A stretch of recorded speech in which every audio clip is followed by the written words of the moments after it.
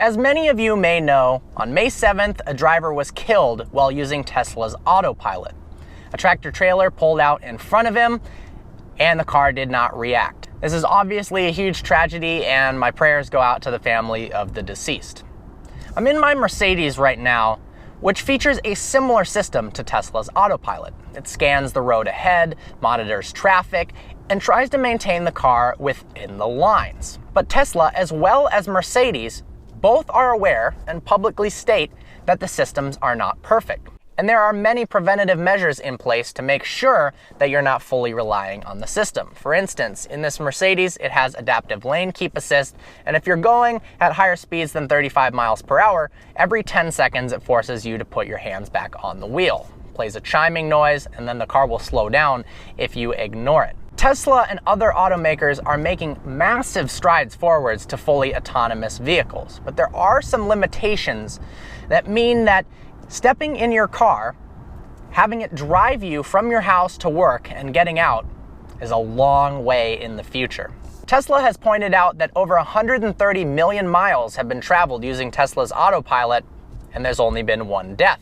That compares to the US average of 92 million miles traveled per death and 60 million in Europe. So in that sense, computers can be safer than humans, but not when you overstep the boundaries of the capabilities of the computer and do something it wasn't designed to do. Tesla's autopilot is an advanced lane keep assist program that also helps avoid accidents and makes the driving experience a little bit easier. It's a luxury car, so it's a nice additive feature. However, autopilot is not a literal autopilot that can take you from point A to B safely. For instance, there's a red light coming up ahead, and if I am using Mercedes' version of autopilot, and same with Tesla, it can't see the red light. So if you're not paying attention and you're fully relying on the system, it will blow straight through the intersection and you could kill yourself or other people. It can't see street signs. It can't see speed limit signs or stop signs.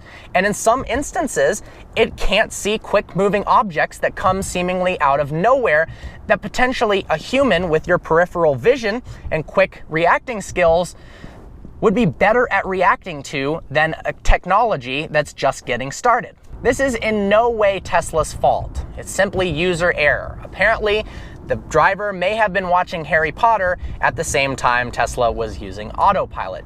To be honest, that's a pretty foolish decision.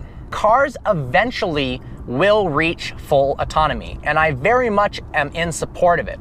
As an enthusiast, obviously, self-driving cars aren't going to have a huge place in my life, but there are instances where they make a lot of sense. For instance, you can catch up on work during your commute to and from work.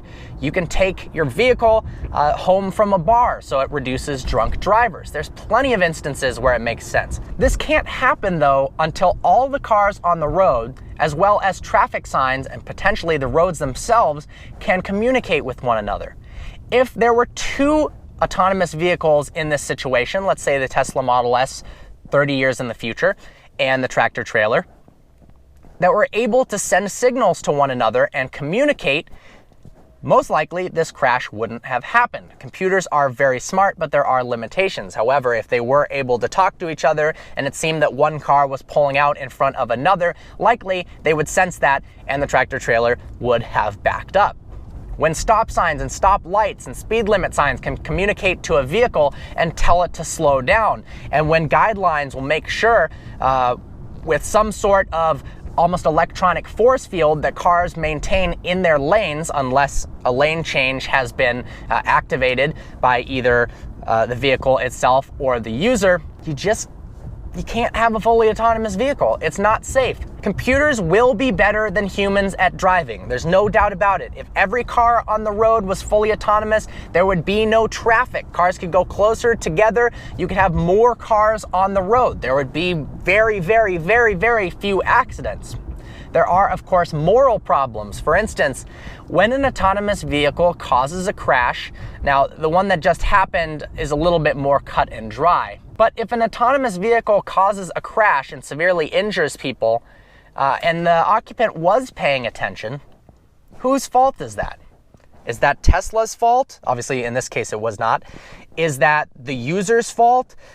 Is that the fault of the service or maintenance place that last saw the car, that's where it gets really, really dicey. And that's why I think it's going to take a while for full autonomy to really come into play. But I am excited for the future when that is a full possibility. I'm very sorry for the loss. Tesla, keep doing what you're doing. I'm sure maybe this will even lead to advancements in Tesla's autopilot and the cars will get better. I hope you enjoyed this video. Like always, please browse our channel and subscribe. I look forward to seeing you next video.